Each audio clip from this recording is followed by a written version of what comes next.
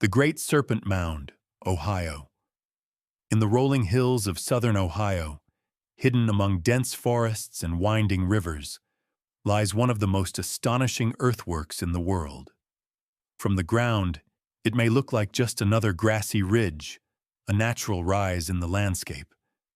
But from above, when seen from the vantage point of a bird, or today from a drone, the shape reveals itself in full. A colossal serpent. Its body stretches in long coils for more than 300 feet, slithering across the ridge. Its mouth is wide, jaws open, seemingly ready to swallow a massive oval mound that some believe represents an egg, or perhaps the sun itself. But here's the question: who built this serpent? And why? Archaeologists have debated its origins for over a century. Some link it to the Adena culture, who lived in the Ohio Valley over 2,000 years ago. Others argue it was the Fort Ancient people, around the 11th century AD. But radiocarbon dating has delivered mixed results, leaving the timeline as murky as the forested hills that surround it. What we know for certain is this: constructing such a massive earthwork required immense planning. Workers would have needed to move tons upon tons of soil, shaping it with astonishing precision across uneven terrain. Without modern tools, without aerial views, how could they have mapped out a figure that makes sense only from above? Even stranger, the Serpent Mound seems aligned with celestial events. Its coils match the sun's position on the solstices and equinoxes.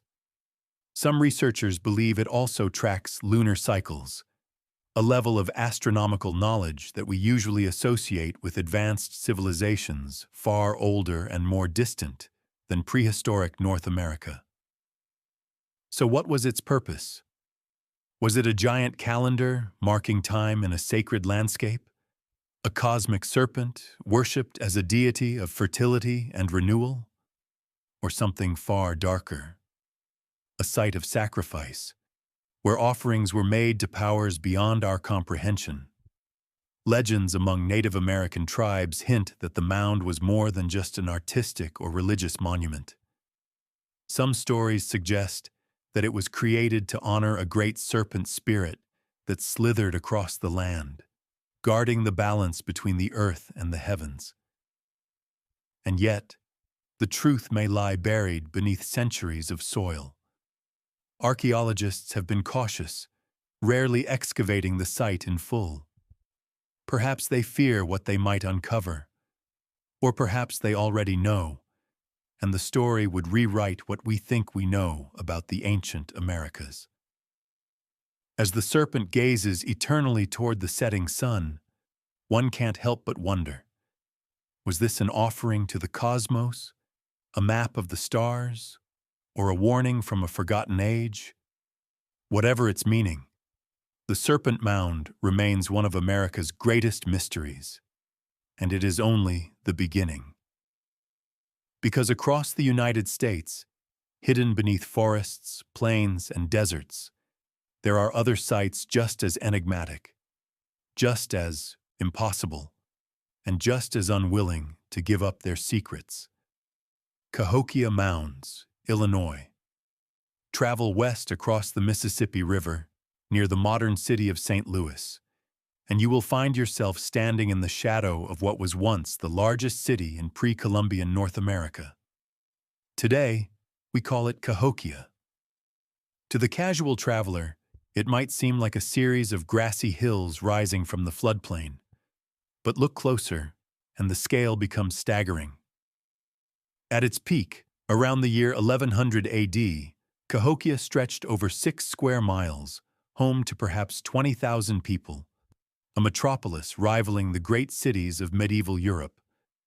Its centerpiece was Monk's Mound, a colossal earthwork standing 100 feet tall and covering more ground than the Great Pyramid of Giza. Constructed entirely by hand, without the use of wheels or beasts of burden, this mountain of earth required the movement of over 22 million cubic feet of soil. Think about that.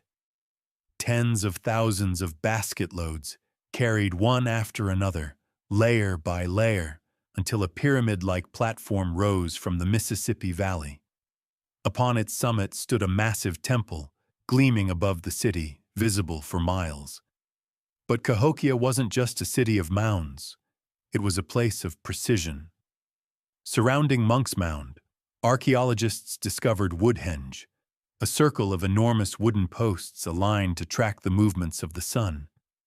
Much like Stonehenge in England, this structure appears to have functioned as a solar calendar, marking the solstices and equinoxes with exact accuracy. Who taught them this knowledge? How did a civilization in the middle of North America, far from the Old World, develop such advanced urban planning, astronomy, and architecture? Even more baffling is Cahokia's sudden rise and fall. For reasons still debated, the city seemed to appear almost overnight around 1050 AD, rapidly reaching its golden age. Then, just as mysteriously, by 1350, it was abandoned. Its once bustling plazas fell silent, its temples collapsed, and its people vanished. Some theories suggest climate change and resource depletion. Others point to warfare, or perhaps disease brought through distant trade networks. Yet there's another, more mysterious possibility, one written into Cahokia's very soil. Beneath the city, archaeologists have uncovered pits filled with human remains, sometimes stacked in layers, sometimes bound and sacrificed. Many were young women, arranged carefully, as though part of a ritual offering.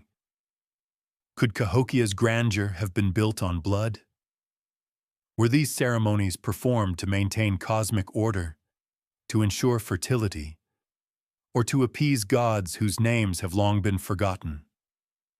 Then there are the trade mysteries. Artifacts found in Cahokia include shells from the Gulf of Mexico, copper from the Great Lakes, obsidian from the Rocky Mountains, and even exotic stones from far beyond. This was not an isolated city. It was a hub, a power center, a place that may have influenced cultures thousands of miles away. Yet no written records remain. No inscriptions, no books, just earth, bones, and ruins. Standing atop Monk's Mound today, surrounded by grassy fields where a metropolis once thrived, it's hard not to ask, why here? Why then? And why did it all collapse so quickly, leaving behind silence where a civilization once roared? Cahokia proves that the Americas held urban complexity long before European contact, a reality that challenges the timeline of history. But more than that, it is a reminder that greatness can rise and vanish, leaving behind only echoes in the soil. And Cahokia is not alone. Across the forests of New England lies another enigma: stone chambers, strange alignments, and walls that defy explanation. A site some call America's Stonehenge. Mystery Hill, America's Stonehenge, New Hampshire.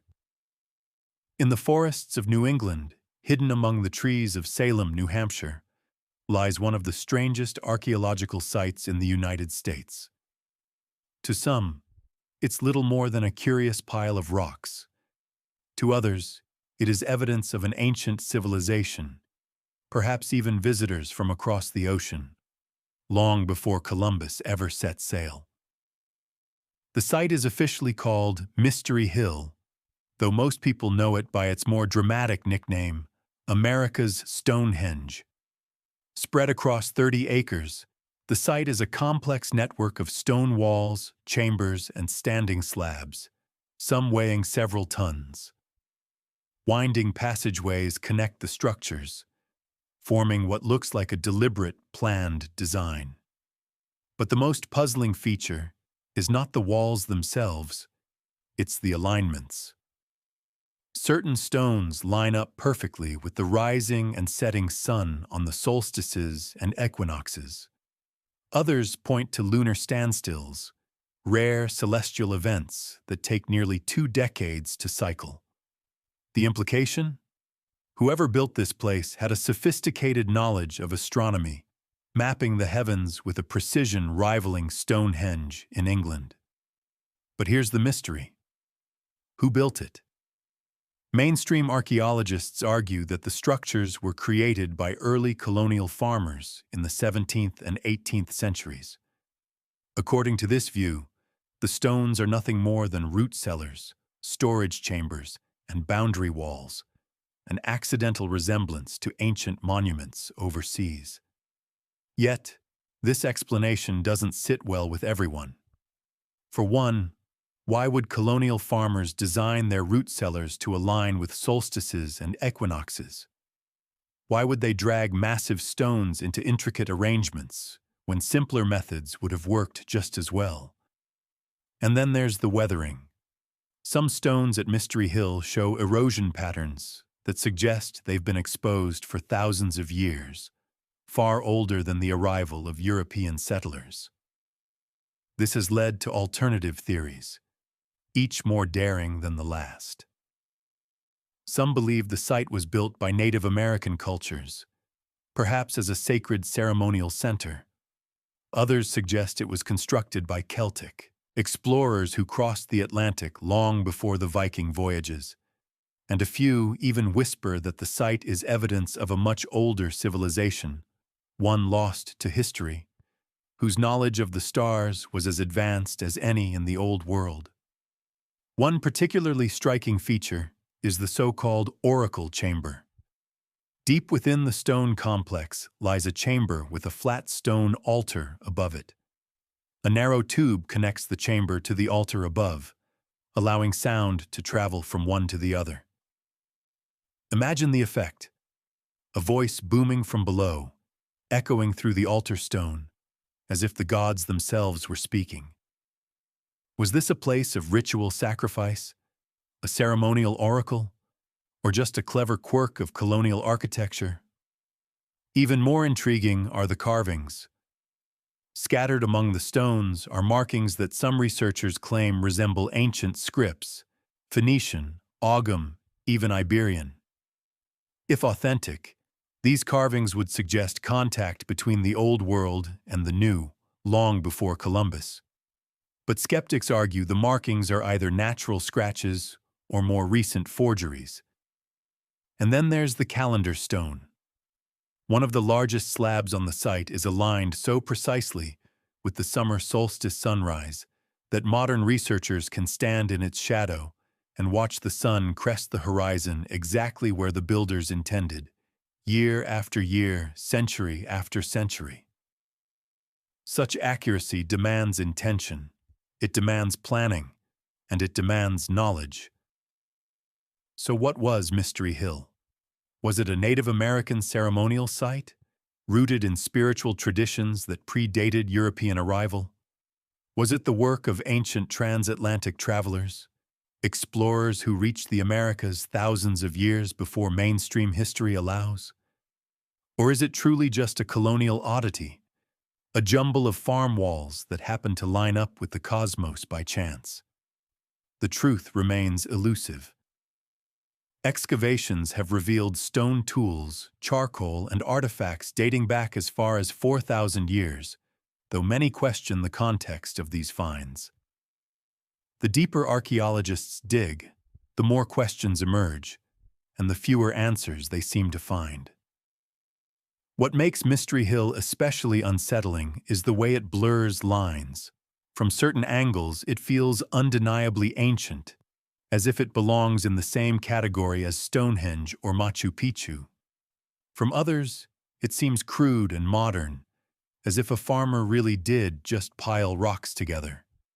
It exists in that uncomfortable space where certainty slips away and mystery takes hold. And perhaps that is why the site has fascinated generations of researchers, tourists, and storytellers. Because whether it was built by farmers, druids, or civilizations we've never heard of, the very fact that we don't know keeps the legend alive. Today, visitors can walk the winding stone corridors, step inside the chambers, and stand at the calendar stone as the sun rises, just as people did centuries or perhaps millennia before. And as they do, they cannot escape the question that haunts every corner of Mystery Hill. What if history is wrong? Because if this site is truly ancient, truly aligned with the heavens, then the story of America's past is far older, far stranger, and far more connected to the mysteries of the wider world than we've ever been told. And Mystery Hill is just one piece of the puzzle. For hidden in the deep south, in the wetlands of Louisiana, lies another monumental enigma, an ancient city of earth and mounds so vast it reshapes everything we thought we knew about early North America. That place is called Poverty Point. Poverty Point, Louisiana. In the low, humid wetlands of northeastern Louisiana, where the Mississippi once carved its winding paths through ancient forests, lies a place that seems almost impossible. From the ground, you might miss it. The mounds and ridges blend into the landscape, softened by time and covered by grass and trees.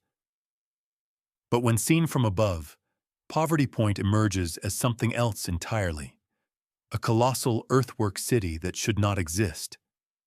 Constructed around 3,500 years ago, centuries before the rise of Athens, centuries before Rome was even an idea, Poverty Point sprawls across more than 900 acres. Its centerpiece is a set of massive concentric ridges, 6 half-circles, each 1,000 feet long, forming a grand design on a scale so large it can only be fully appreciated from the sky. At its heart stands a mound 72 feet tall, built of earth carried basket by thousands of hands. Consider that for a moment. This was a people without the wheel, without pack animals, without stone monuments. And yet, they engineered one of the largest earthworks in the ancient world. Over 750,000 cubic meters of soil were moved to shape Poverty Point, an achievement rivaling the Great Pyramids of Egypt, built by a culture that official history once dismissed as simple hunter-gatherers. Who were they? For decades, archaeologists assumed that only farming societies could create such monumental works. Agriculture, we are told, is what anchors a population, what allows them to build, to stay, to plan for the long term. Yet the builders of Poverty Point were not farmers. They lived by fishing, hunting, and foraging, moving with the rhythms of the seasons. And yet here, in this swampy corner of Louisiana, they broke the rules of history. So why here? And why then? Artifacts uncovered at the site only deepen the mystery. Tools and ornaments carved from stones that could only have come from faraway lands. Quartz from the Appalachians, copper from the Great Lakes, soapstone from the southern Appalachians, even obsidian from the Rockies. This was not an isolated community. Poverty Point was a center of trade, a hub that drew goods and perhaps ideas from thousands of miles away. But for what purpose?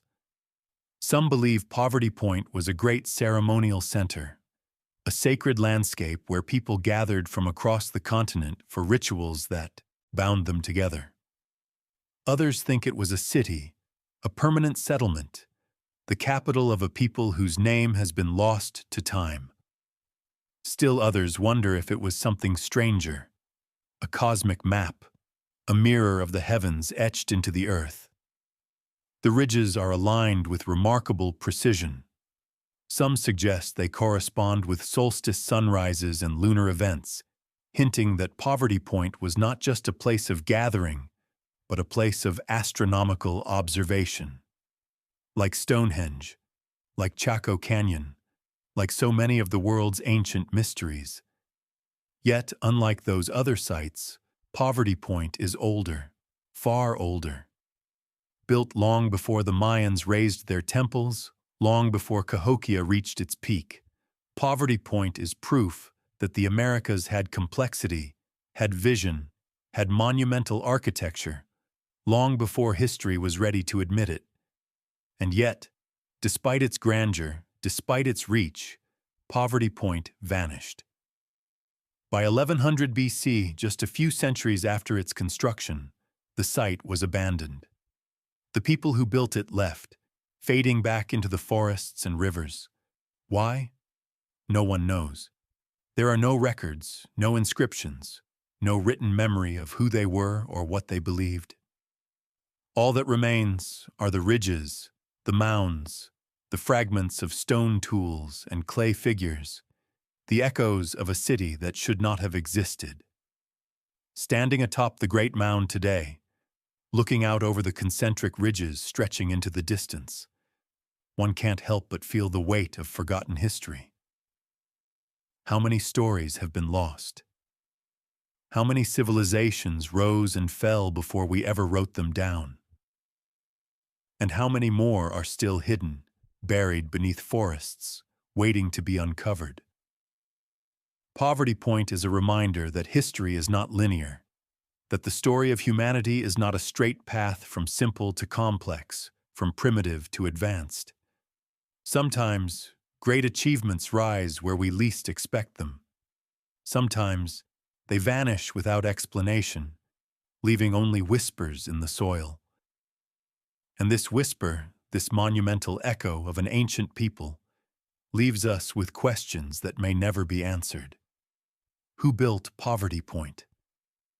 How did they organize such a feat without kings, without armies, without agriculture as we know it?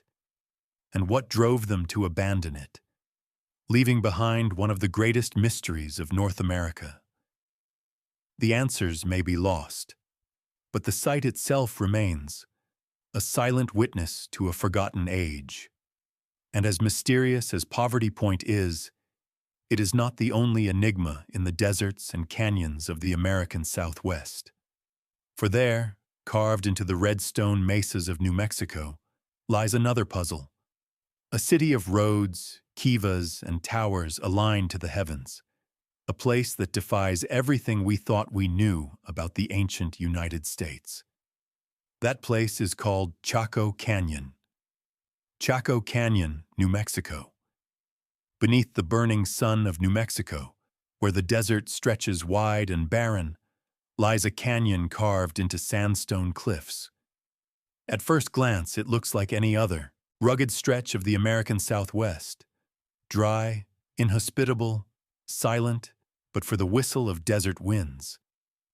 But hidden within this canyon is one of the most extraordinary and mysterious archaeological sites in the United States. A place where ancient stone cities rise from the desert floor. A place so precise, so enigmatic, that it continues to puzzle archaeologists to this day. This is Chaco Canyon. Over 1,000 years ago, between 850 and 1150 AD, a culture flourished here in the middle of nowhere. They left behind not mere villages, but monumental cities of stone known as great houses. Structures like Pueblo Bonito, a D-shaped complex with more than 600 rooms and 4 stories high, built at a time when most of Europe was still recovering from the Dark Ages. The scale is staggering.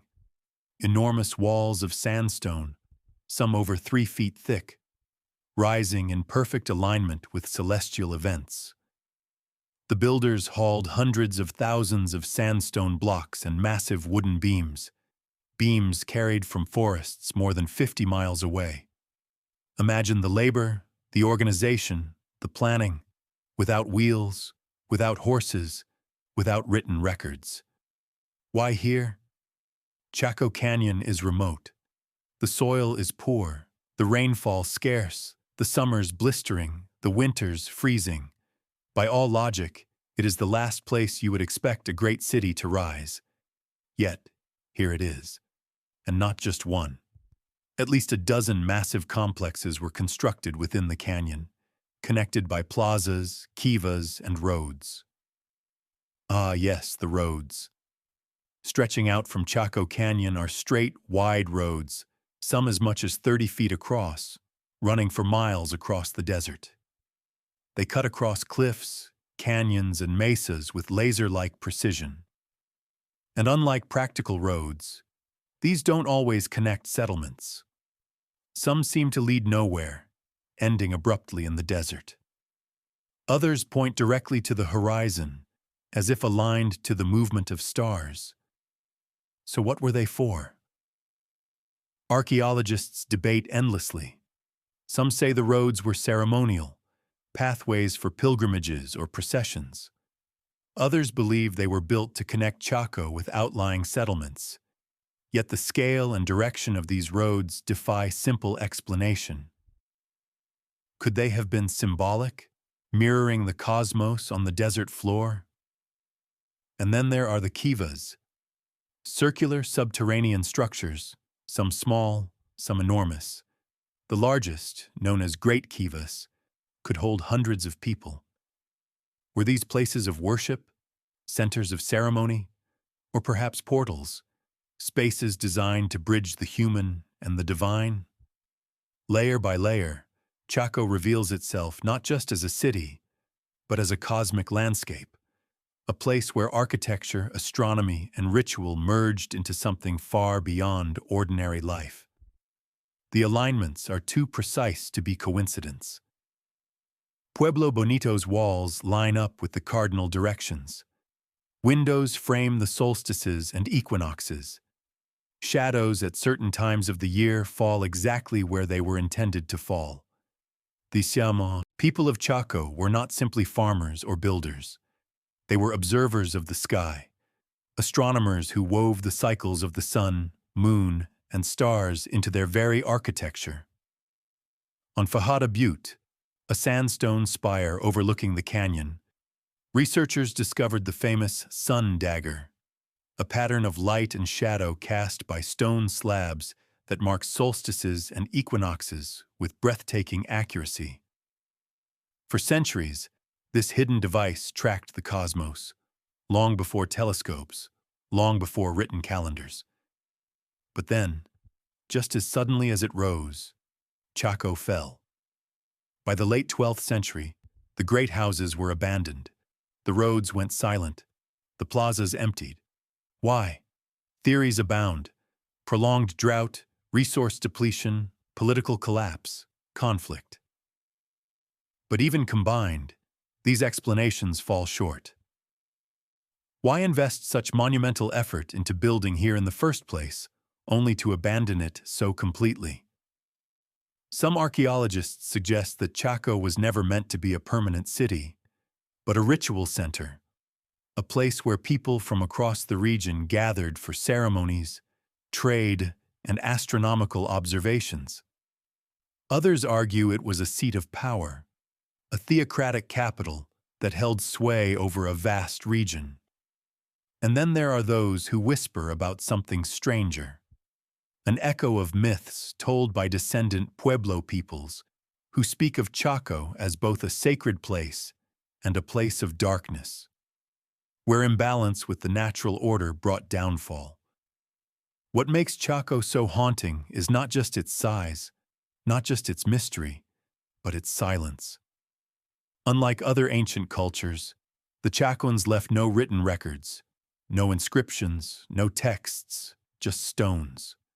Stones that still hold their alignments, still whisper their secrets to those who stand in their shadow. Even today, as the desert wind whistles through crumbling walls, Chaco Canyon feels alive. You can stand in a plaza where thousands once gathered, look up at the same sun they once measured, the same stars they once charted, and feel that something remains here, something unresolved, something beyond explanation. And so Chaco joins the great mysteries of the United States, a civilization that rose where it should not have, built on a scale we cannot fully comprehend, aligned to the heavens in ways we are only beginning to grasp. Who built Chaco Canyon? What knowledge guided their hands? And why did they walk away, leaving behind stone cities in the desert, silent but eternal? Perhaps we will never know. But one thing is certain. From Ohio to Illinois, from New Hampshire to Louisiana, from the deserts of New Mexico, these ancient sites tell us one truth. The history of the Americas is far older, far deeper, and far stranger than we've been taught. And with Chaco Canyon, our journey through 5 hidden mysteries of the United States draws us toward its final arc, a closing that connects them all and leaves us with questions that reach far beyond America, into the very heart of what it means to understand the past. The final closing arc. The journey through America's hidden past began with mounds of earth in Ohio, walls of stone in New Hampshire, colossal spirals in Louisiana, and deserts carved with sacred precision in New Mexico. Each place so different, yet all echoing the same silent truth. The land beneath our feet carries memories far older than our textbooks admit. But as we step back and look at these mysteries side by side, a strange picture begins to emerge. A pattern, a question, perhaps even a warning, a land written in silence. Consider the Hopewell Mounds in Ohio, shapes so vast they can only be fully seen from above. Who placed them there, and why align them so perfectly with the movements of the moon? Then travel east, to Mystery Hill in New Hampshire. Stone chambers and astronomical alignments that seem both impossibly precise and eerily familiar, as if their builders shared knowledge with cultures across the ocean. Journey south to Poverty Point, Louisiana, where 3,000 years ago, people carved spirals into the land so immense that modern engineers still marvel at them. A city unlike any other, built before cities were even supposed to exist in North America. And in New Mexico, the Chacoans raised cities of stone and roads to the stars, mapping the cosmos with slabs of rock and beams of sunlight, separated by miles, centuries, even millennia. Yet each one whispers the same haunting refrain. Someone was here before us, and they knew something we have forgotten. Threads that bind the unseen. Are these places isolated marvels, or do they connect to something larger? The Hopewell aligned their earthworks to lunar cycles. The builders of Mystery Hill aligned their stones to solstices and equinoxes. The people of Poverty Point laid their spirals according to geometric precision, and the Chacoans built entire cities that mirrored the sky. Different cultures, different times, but the same obsession, the heavens. Why? Was it simply survival? To track the seasons, know when to plant and when to harvest? Or was it something deeper? A spiritual pursuit? A belief that humanity's destiny was tied to the stars? Across the ancient world, from Stonehenge to the pyramids, from Angkor Wat to Machu Picchu, civilizations rose and built in harmony with the sky. And here, in the United States, the same story repeats itself. Did they share a common knowledge? Did they inherit fragments of a forgotten science? Or is this a human instinct so ancient, so universal, that it rises wherever people look up at the night sky and wonder? The vanishing act. Yet perhaps the strangest part of all is not what they built, but what they left behind, or rather, what they didn't. The Hopewell left no written language. Mystery Hill offers no inscriptions, no carvings that speak of its builders. Poverty Point's spirals tell no story in words, and Chaco's great houses, for all their grandeur, remain silent. 4 great mysteries. 4 great silences. It is as if each civilization rose, achieved wonders beyond expectation, and then vanished, leaving nothing but questions. No chronicles, no explanations, just stone, earth, and echoes. Why? Were they destroyed by drought, war, or famine? Did they leave willingly, abandoning their creations? Or did they never intend for their knowledge to be written at all? Some believe these were ceremonial centers, not permanent homes. Places where ancient peoples gathered for rituals, trade, and cosmic observation before dispersing back into the wilderness. If so, then what drew them to these sites? Why these exact places across thousands of miles? The forgotten maps stand back, and a strange thought emerges. What if these sites are not isolated ruins, but markers? What if together they form a map, not of geography, but of knowledge? The Hopewell taught us to look to the moon. Mystery Hill reminds us of the sun. Poverty Point shows us the geometry of the earth. Chaco Canyon aligns us to the stars. Moon, sun, earth, stars, a cycle, a whole, a system. Did the ancients leave us not only monuments, but a fragmented guide to how they saw the universe? If so, then America itself becomes a hidden library, a land whose knowledge still waits to be read. Modern eyes, ancient shadows. Today, archaeologists walk these sites with lasers, drones, and satellite imagery. They measure alignments, carbon date charcoal, analyze soil, and still, mystery remains. The science answers the how, but rarely the why. Why would people carry logs for 50 miles across desert terrain to Chaco? Why carve spirals of earth at Poverty Point when smaller settlements would do? Why align chambers at Mystery Hill to solstices with such painstaking accuracy? Why shape earthworks in Ohio that can only be understood from the sky when no one had flight?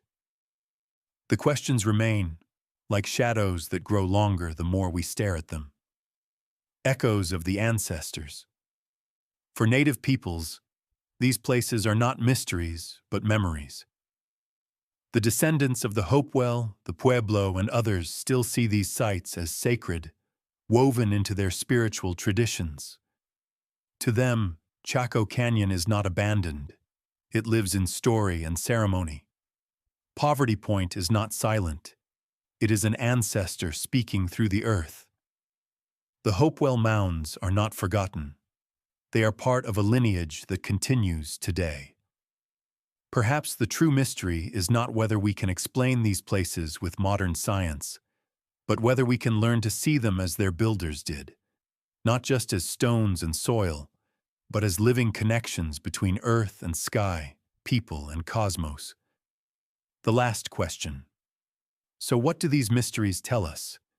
They tell us that history is not a straight line, but a spiral, that civilizations rise, achieve wonders, and fall, leaving behind only fragments. That knowledge can vanish, and yet endure, hidden in monuments aligned to the heavens. They remind us that the United States is not just a young nation born in 1776, but a land that holds thousands of years of untold stories beneath its surface. And they leave us with a final question. If so much of the past remains hidden here, in plain sight, then what else have we yet to uncover? Are there more mounds beneath the forests, more chambers beneath the soil, more alignments waiting to be rediscovered? Or perhaps the greatest mystery is not what we will find, but what we will never know, because those who built these places lived in a world of meaning that cannot be fully reconstructed, only imagined. As the desert winds sweep through Chaco's ruins, as the Ohio mounds lie quietly beneath the grass, as Poverty Point spirals stretch unseen across Louisiana soil, and as Mystery Hill sits half-hidden in the woods of New Hampshire, one truth remains. The land remembers. It remembers civilizations who reached for the heavens. It remembers knowledge carried in silence. It remembers people who walked away, leaving behind only puzzles for future generations. And perhaps that is the greatest mystery of all. Not the structures themselves, but the way they draw us back, again and again, into the depths of time. a reminder that the past is never truly gone. It waits, in silence, beneath our feet.